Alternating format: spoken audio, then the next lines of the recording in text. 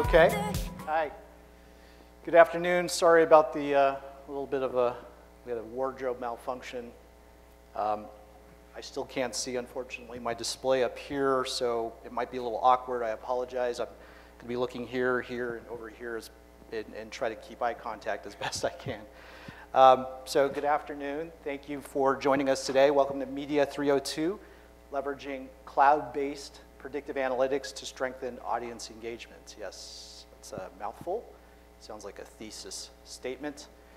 I'm Mike Lumkako. I'm a solutions architect with Amazon Web Services. I have a vertical focus on the media and entertainment segment out in California. But I also have a technical background in helping customers build large-scale, knowledge-based systems and services.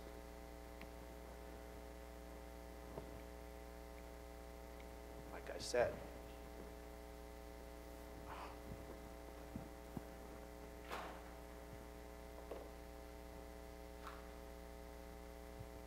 Okay.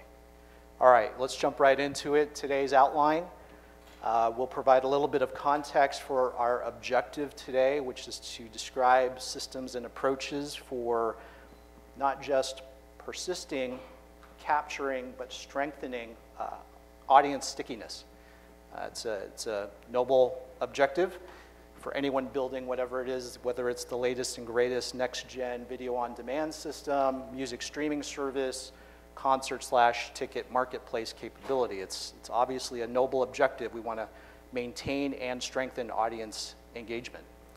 We'll talk about the technology approaches that are out there today, not just to support the existing workflows that data scientists employ, but also look at new and emerging patterns and reference architectures to address this. And then we'll put this in the context of 4 notional scenarios, building out a smart recommendations platform for media content, estimating in near real-time ongoing social media sentiment, using machine learning technologies to automatically segment customer profiles, and then taking a proactive stance to predict and hopefully mitigate audience churn or turnover. And then, of course, we'll leave some time towards the end to talk through some of this, summarize it, and answer any questions you might have.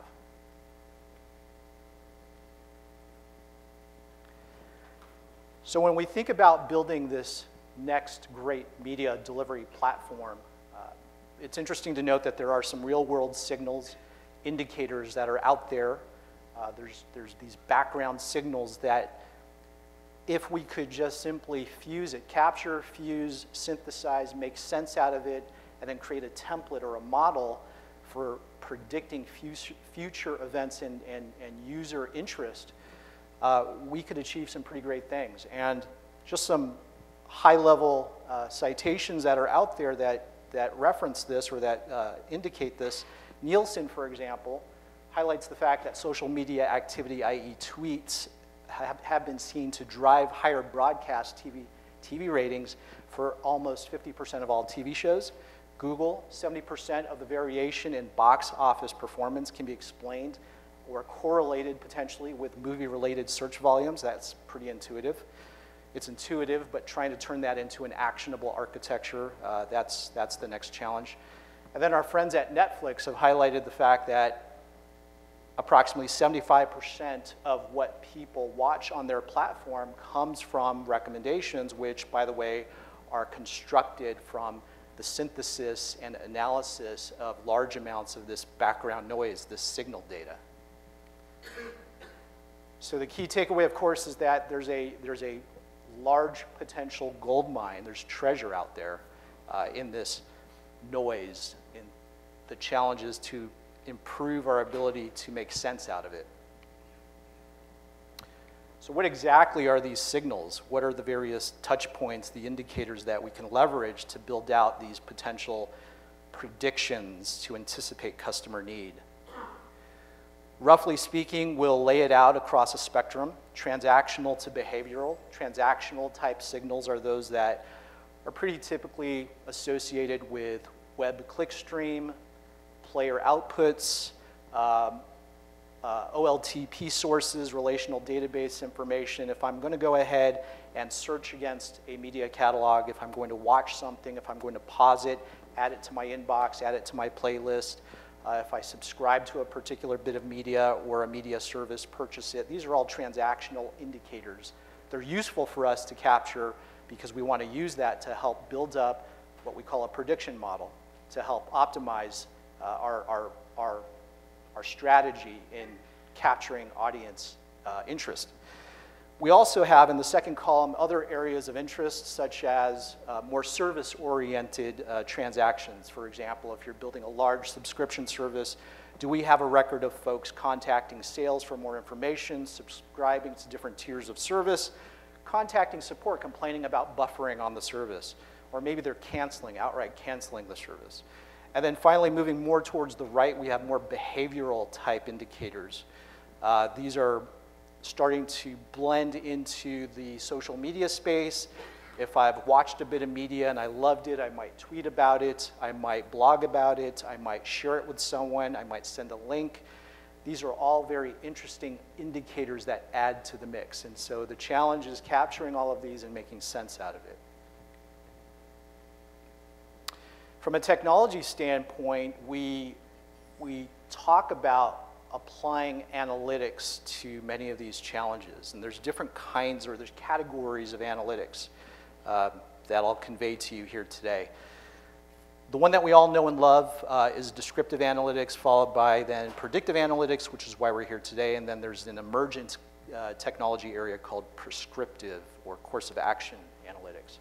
Descriptive analytics is very much in play today. We all know and love things like Hadoop and BI and OLAP, data warehousing capabilities. These are all about collecting massive amounts of information, synthesizing it, summarizing it, aggregating it, providing metrics that describe what's happened or what is happening now.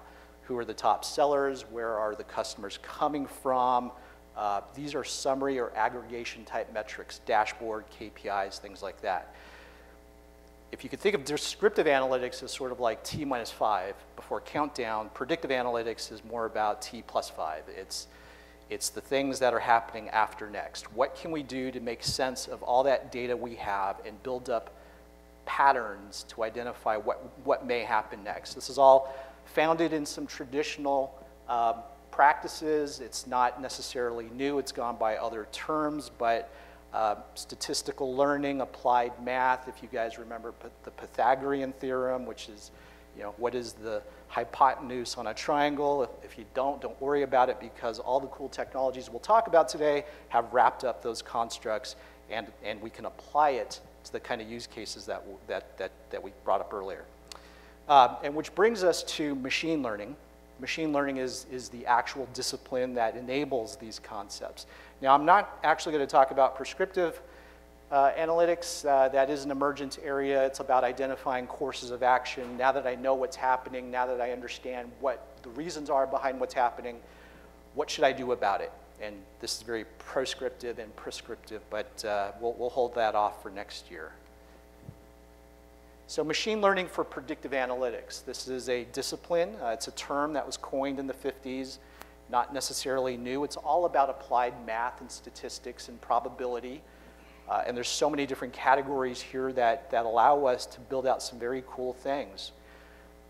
But there's some common characteristics with machine learning that you can kind of, at a high level, take away from this, and that is making sense out of background noise, improved sense making, generalizing the data that's flowing in and creating patterns or models for future behavior. It's about using math to predict future events. And that's kind of like a high level view of it. And it's a very, very broad area, and it's in practice, in production, being used in anger every day by the names, by companies you know and love. Some of the tasks that machine learning enables, some of the functional areas that machine learning enables are described here, are shown here. Recommendations, clustering, and classification. Recommendations, I think we all understand. It's all about if I've watched a particular movie or heard a particular song, what's the next best asset that might make sense to me?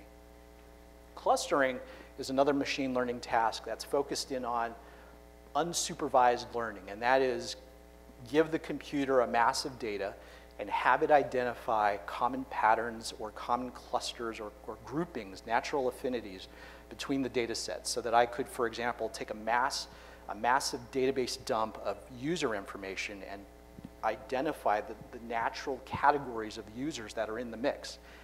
Why is that important? Well, then if I understand what the natural groupings are or neighborhoods or cohorts are in my audience base, I might be able to then target, very specifically, target those specific categories of users like ad marketing campaigns.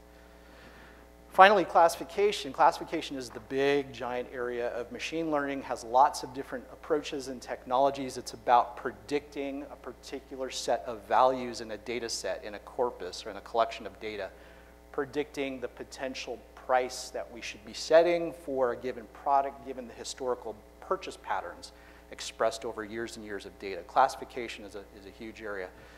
There's lots of algorithms, lots of approaches, lots of strategies. If you have a data scientist in your family, or if you are a data scientist, give yourself a hug, because this is a tough area. It's really, really tough. It's part science, it's part art, it's part tradecraft. So between the technologies and the algorithms, it's very important that you bring in the tradecraft of data mining and statistical analysis. And of course, what's very important in machine learning, beyond the algorithms, beyond the tools, and beyond the human capital, what's very important in machine learning is the domain knowledge. Understanding the business is very important. So picking an algorithm, picking a tool, and putting it on Hadoop is not just going to solve the problem. I just want to caveat that. I think we all understand that. So in the area of machine learning, why cloud? So machine learning tools and techniques have been around for a while. They even predate the cloud. But what's very interesting is that the cloud is a perfect match for machine learning tasks, because machine learning is very much about scale. It's about trying new patterns and new algorithms, playing with the data, playing with the tools. You need the kind of agility to stand up an infrastructure, to try out a particular platform, try out a particular set of knobs and dials, and if it doesn't work, tear it down. So the cloud obviously makes for a great partner in this area. Okay, so let's talk about some technologies. So this is sort of a Chinese menu of representative capabilities that are out there. It's not exhaustive, but these are some of the more popular or pervasive capabilities that we see in industry today. Everybody, or a lot of folks, have heard of R. It's sort of the next-gen version of Excel. If you started playing with Excel and you wanted to migrate up, you would use R. There's other technologies. GraphLab, great technology. I recommend you guys take a look at that. It's an evolving solution, runs on AWS, and we'll have time to talk a little bit more about these, but some of the big boys include the emerging Spark ML library. Spark, if you've not heard of Spark, Spark is the next-gen distributed compute platform. That's all the rage, and they're building out a machine learning library on top of it. And there's all sorts of great examples of products here. But I guess the key thing to note here is it's a very big ecosystem, and there's lots of opportunities to try these out in anger on the cloud. Now, recognizing that there are lots of tools and lots of techniques, make sure that we leverage these where appropriate. There are different dimensions when we think about how to leverage these. The dimensions are storage, analysis, and visualization. A lot of data scientists, data miners, statisticians, really smart people may start life out on a single laptop, on a single node, using Excel or Weka or KNIME or R. And that's great for experimentation, for exploration, as they munch through the data and they look for patterns and they articulate a common strategy for how to eke out the model. But that's where the workflow tends to break, because if I wanted to operationalize that model, typically what we see in customers is that they'll take that knowledge and that experience in the R interface or in the Excel interface, they'll sit down with a development team and they'll translate the algorithms and convey to them, hey, you guys need to build out a MapReduce strategy that implements my vision. That's not universal, but that is pretty typical. So what we really want to think about is if we need to operationalize the data mining experience, the data science experience, we need to have a solution that will scale up and out where it makes sense. And so on the high end of machine learning, we'll start to see things like graph lag, Apache Mahout or Mahout, if you're old school, Spark machine learning library, H2O, the new up-and-coming open source solution, lots of great solutions, and they're all meant to complement HBase, HDFS, and S3. Very cool stuff. One more shout out is there is a great blog entry. I apologize, I didn't put the link up there. There's a great blog entry on our EMR blog that talks about how to integrate R with Hadoop. There are connectors that would allow a data scientist to work from the R data science interface and connect up with a MapReduce backend and submit jobs. So it's very cool. So let's go ahead and put this in the context of media and entertainment. What are some example applications of machine learning in this space? Of course, recommendations, that tends to be a really well understood use case. How can we recommend products, movies, music, events? How can we recommend things based on what other users are picking and selecting, and or based on what the characteristics are between media items? What about using all of this very smart predictive technology to anticipate and pre-stage media consumption? The idea here is with, for example, larger data set formats like 4K. We want to look for opportunities to inject intelligence into the migration of media to the edge. If I could predict the need for a particular show or a segment or a chapter, I might overnight, ahead of the user logging in or turning on the set-top box or turning on that smart TV, I might be able to then push that media or a bit of that media forward ahead of need to minimize buffering.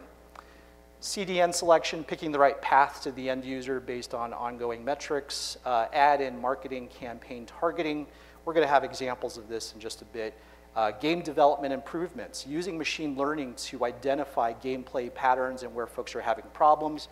And finally, being very proactive about maintaining my customer audience and looking for candidates who might leave the service and then doing something about it, like sending them a coupon.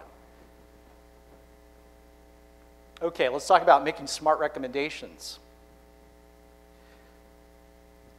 I think we all get this. Recommenders are very cool. They're ubiquitous. Amazon's pretty well known for implementing well, at least initially, an item-to-item recommendation platform.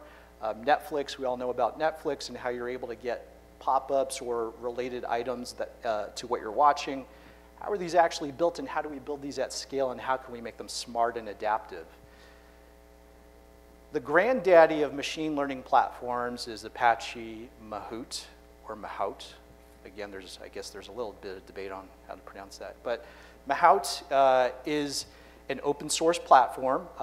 It originated as a Lucene sub-project. Lucene is a search engine project out of Apache.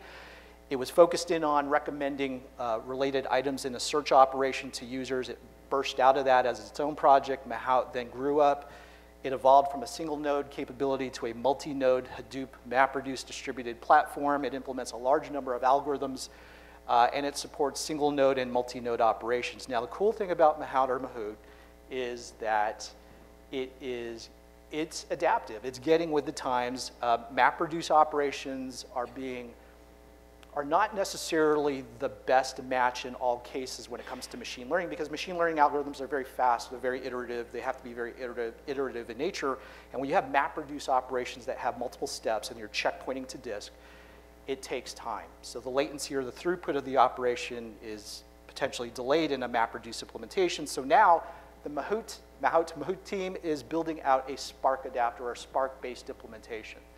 They've stopped accepting MapReduce implementations, and they're now embracing Spark, which, based on my own testing, I've seen anywhere from 4 to 6x times improvement. So very cool. So here's the big concept. Recommending media to audience members. We want to capture the signal data associated with their usage. We then want to estimate cohorts or neighbors who is accessing media like me, and what other media items, what videos, what audio, what songs are being played that are similar to the things that are being listened to or watched right now. We then want to record those in a search engine as part of our delivery strategy. This is where it gets really interesting. And then we could use the search engine as a way to deliver constantly updated information to the end user. Let's do a super quick demo.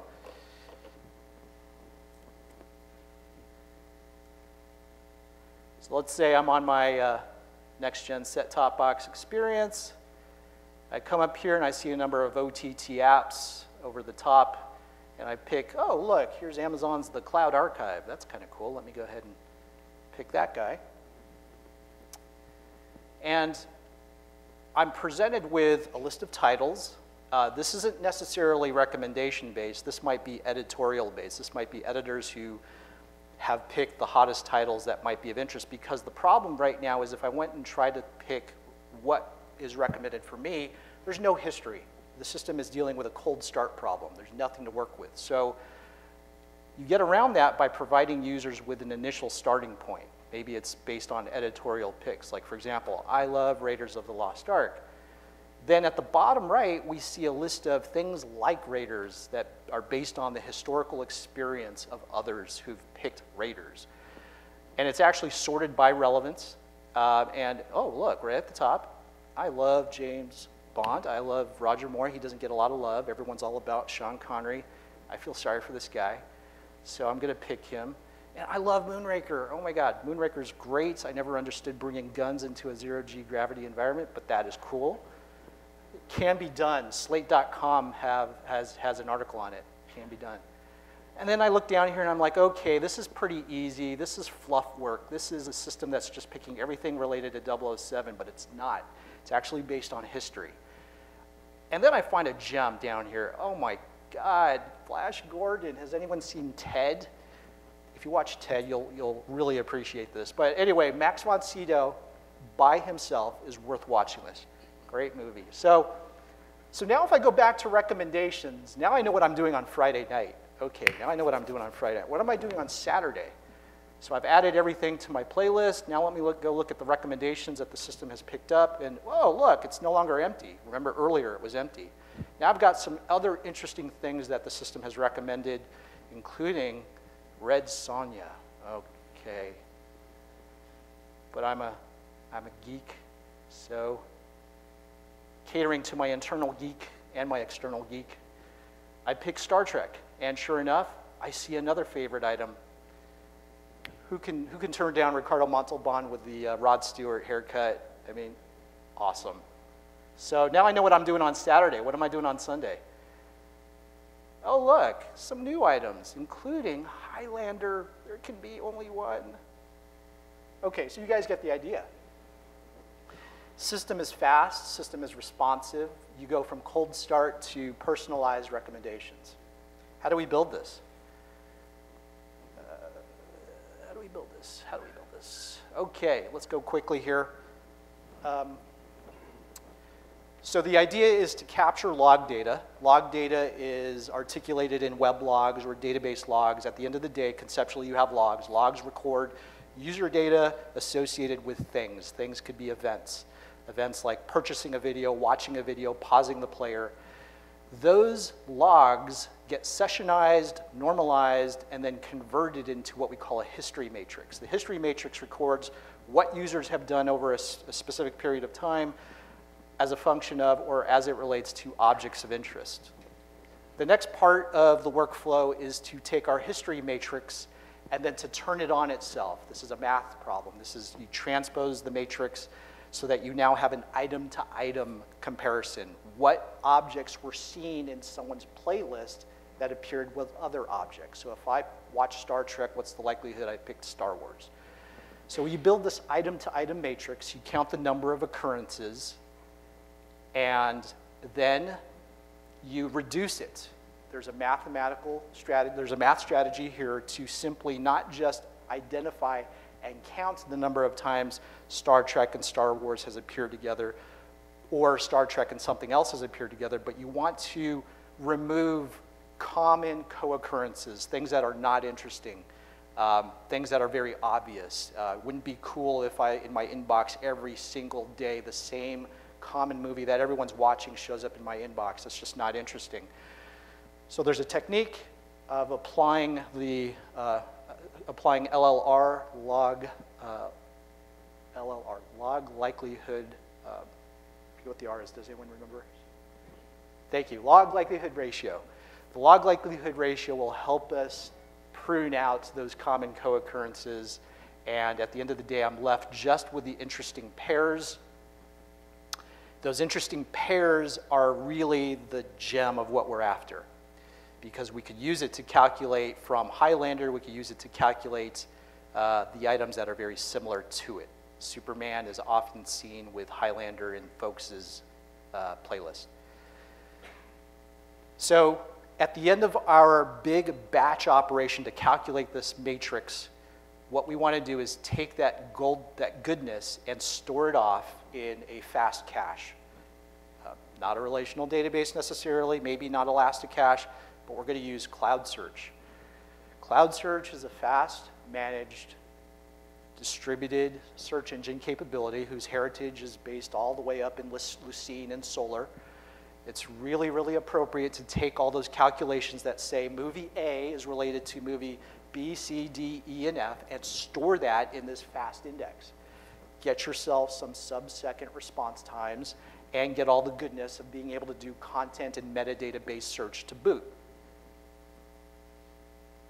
So if we go back to the quick demo I did, as I navigated through and built up my playlist for the weekend, the system was recording, storing in the user session in the cookie trail, storing all the movie IDs that I was picking up. And then when I said, recommend something for me, it collected up all of those clicks, all of those movie IDs, generated a search query, and said, find me everything, search the related field in the search index where movie ID is X, Y, or Z. And that's where the system keys off of what was previously calculated, presumably through Mahout, which I'm getting ahead of myself, but it identifies movie ID 12 as the next related candidate, Superman. And that, by the way, there's some really cool algorithms out there, and there's a very E equals MC squared kind of notation that we just implemented, which is take the user's clickstream history, find its distance to all items that have appeared with each other, and you'll get recommendations. Anyway, Ted Dunning at MapR, brilliant guy. He's written a whole lot about this. I recommend you take a look. Architecturally, how can we build this out? It's really based on the idea that we have a user-facing front end. Log data gets captured. As a background operation, we'll perform sessionization, normalization of the log data, calculating all that, or collecting all that data, turning it into those history matrices we talked about, and then pumping that into a recommendation engine to calculate the final set of recommendations. And then we'll serve that up through a serving layer. And of course, what does that look like behind the scenes, building it out? We have a Beanstalk web front end, which then pushes through Amazon CloudWatch, pushes those web logs to S3. Those are ingested through an ETL pipeline. You could be using MapReduce or Pig to then sessionize that data, normalize it, inject it into a form that's capable of being worked by Amazon EMR Mahout, running Mahout or Mahout on Amazon EMR, and then finally pushing those batch calculated matrices of recommendations, pushing those tables every so often up into a fast index. And in the Mahout discussion, we're actually working with, in this example, we worked with EMR 3.2, Hadoop 2, Spark 1.1, and most importantly, Mahout 1.0, which is on a pre-release baseline. And this is these are the general instructions on how you would set that up on EMR. You could set up a bootstrap script, but needless to say, it can be done. So real quickly, recapping, we take the log data, which contains a collection of events associated with users and objects like movies or videos or music. We hand that over to the Mahout Spark item similarity command. It's great that everything we talked about is encapsulated in one line of code. You pass it the input file, you pass it an output directory, you give it a little bit of hint as to what fields you want it to monitor. And at the end of the day, after approximately 10 minutes running on a 3-node cluster, moderately sized instances, 100 million ratings you're going to get, a massive matrix or a table containing every movie and every other movie that it's associated with, at least from a relevancy perspective. Okay, so moving along.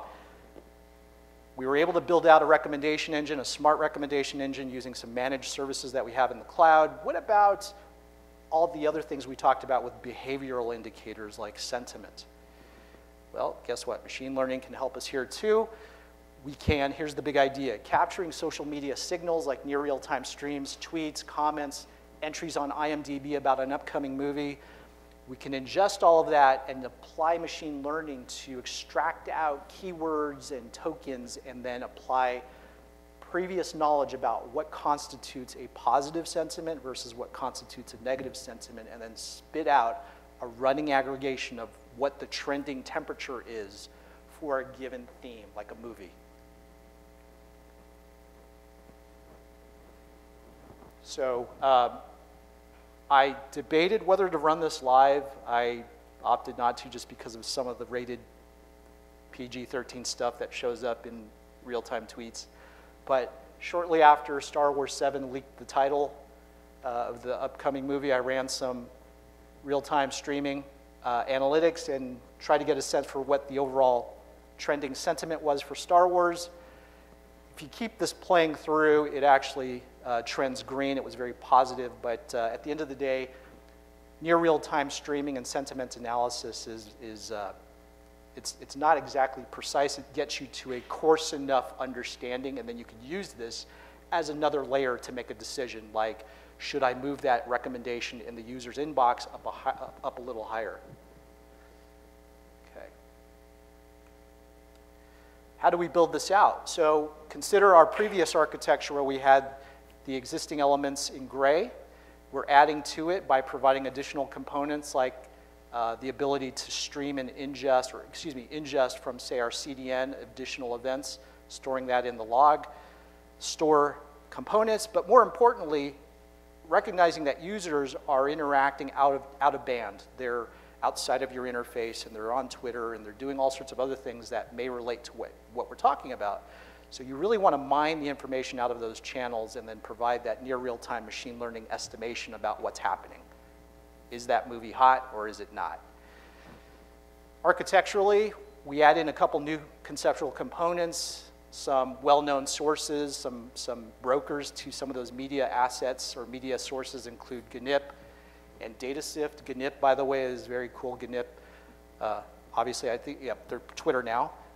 They actually have a Kinesis adapter out on the marketplace, so they can actually ingest. You could actually facilitate the integration of their data sources, their Firehose feeds directly into us through Kinesis. It's very cool stuff.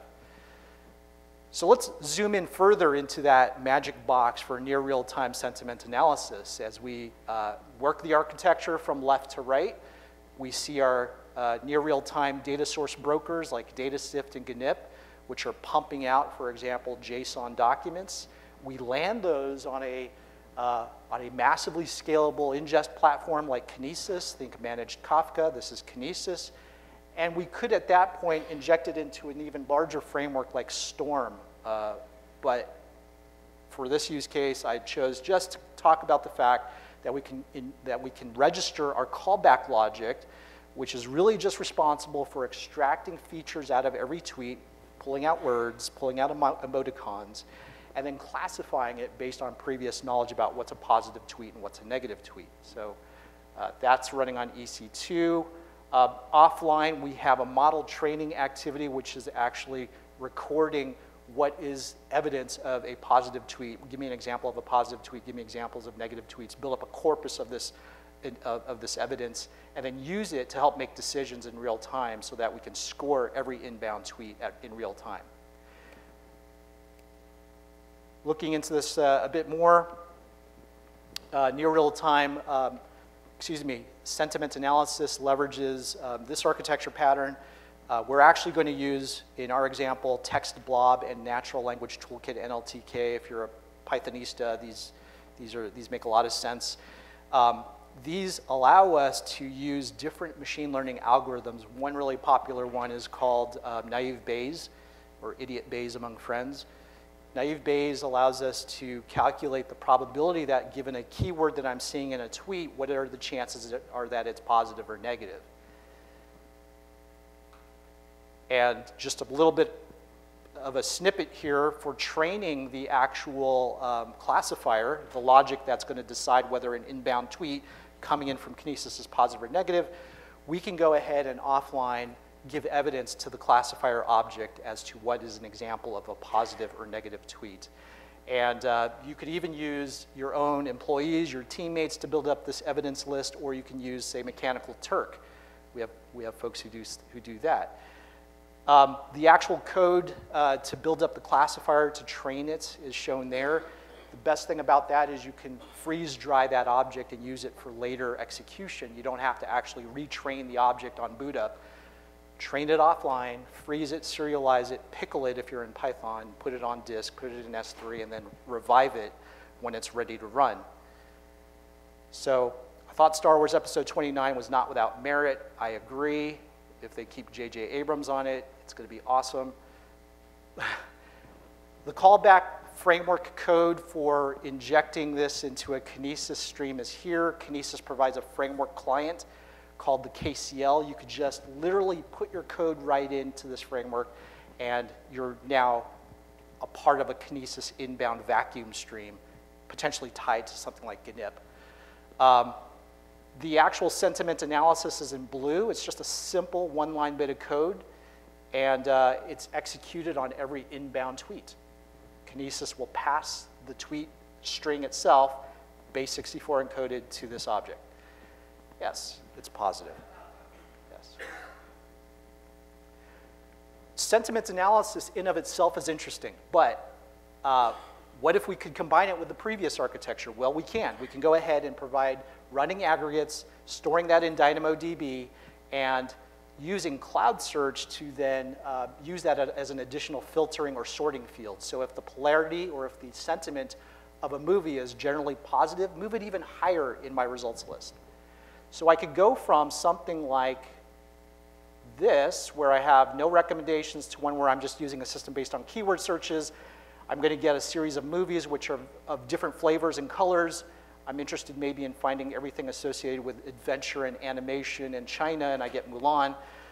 Mahout takes a better stab at it, and based on historical experience of cohorts and peers and neighbors, gives me a different answer, where Mulan is up higher, but there's a heterogeneous mix of movies. Yeah, maybe I have some crime drama films in that mix. I could use genre as a filtering mechanism within Cloud Search to further filter that down, so now I have a homogeneous list of animation topics. But then using sentiment analysis as a final filter, I could then adjust that for even higher relevance, because maybe Mulan wasn't popular that week. So I go from something like that, Xanadu, to that, which is good. All right, real quick, this is an example of using this kind of concept for pre-staging media.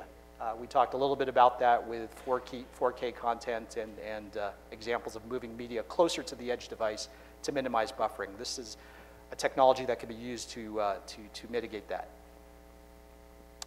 Segmenting the audience. Let's switch gears, and I do apologize, I'm going to have to speed things up.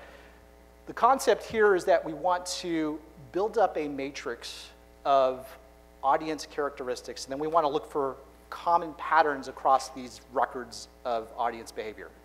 This is an example of unsupervised learning. In particular, we're going to use clustering as a technique, a machine learning technique called clustering. Clustering really is the idea that I take a vast corpus of data, I drop in random points within the data set, and then I assign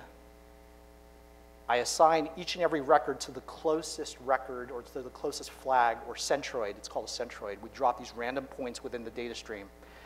And it's an iterative process, because once we've assigned neighbors to the closest flagpole, we then move the flagpole to the average distance across all the neighbors.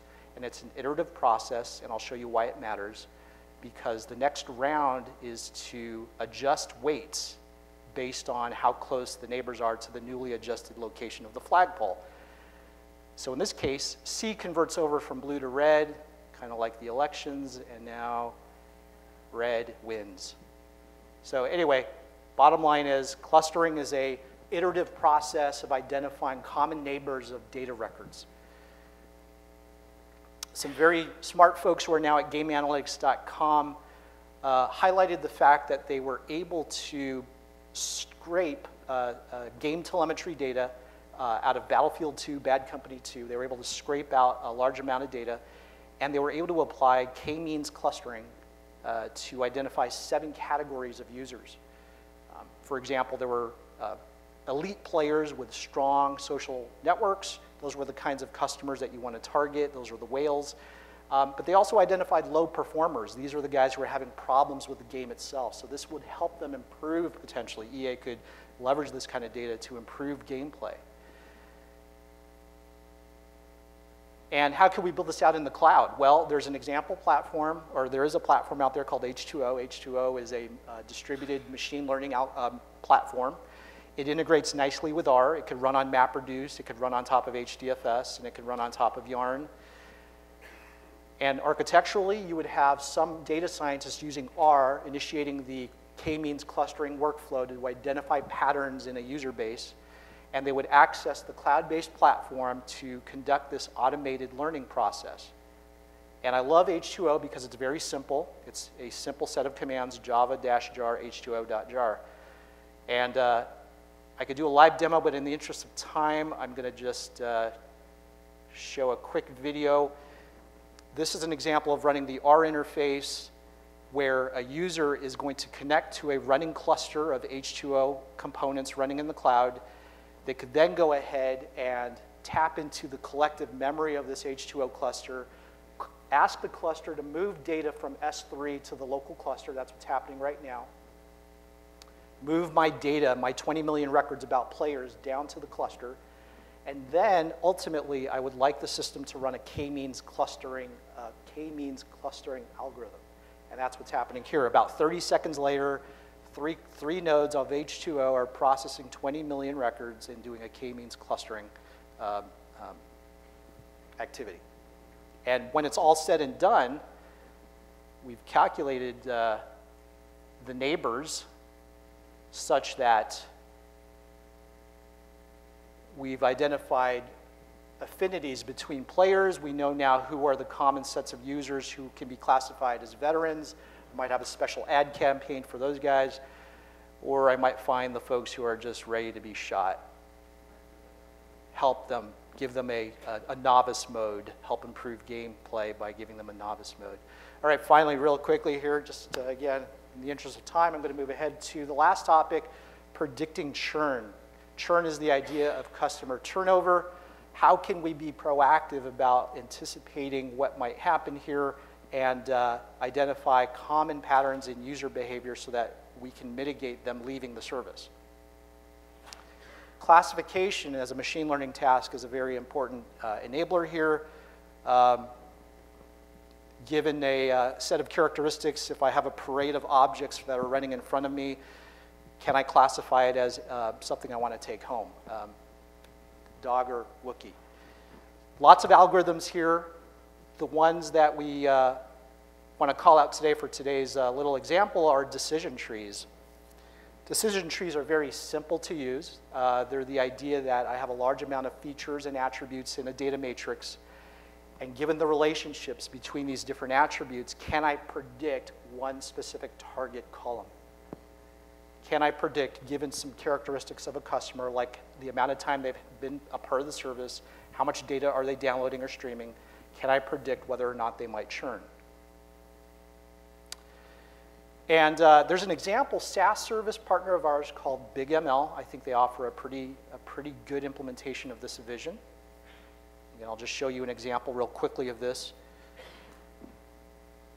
They also, by the way, offer up an AMI, so you can actually work with this through VPC. So here I've uploaded some sample data, and it gives me a histogram of the different features that are in that data set, such as customer profile data, like how long they've been with the service, how much video they streamed, what sort of plans do they have in play. And then I ask the system to calculate a decision tree model for me to say what are the attributes that contribute to a potential customer churning.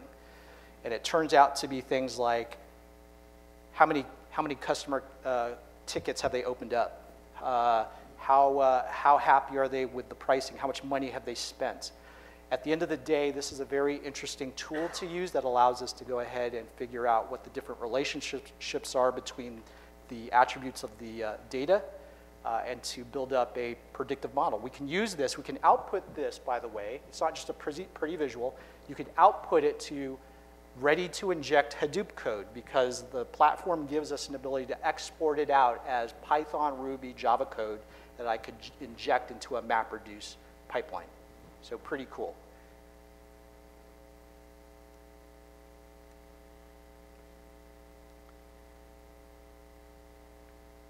I'm sorry I had to rush through that. We are just about almost out of time, but the key thing to note here is that we really want to understand and predict audience behavior, audience wants and needs, and with the kinds of scalable machine learning tools and platforms that we have available to us today, this is more than a reality.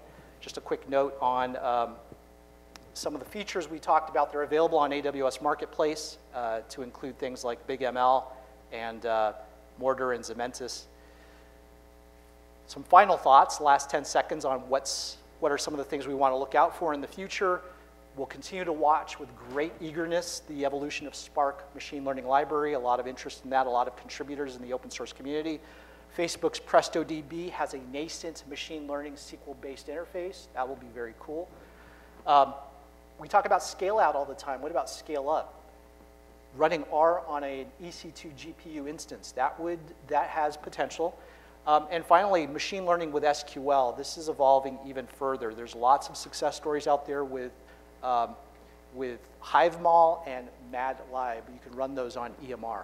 Very, very interesting. And that's in our future. Just kidding. Want to leave you with happy thoughts. Thank you very much. I apologize we are out of time, but I will stick around. If you have questions, I'll gladly stick around as long as you'd like me to. Thank you.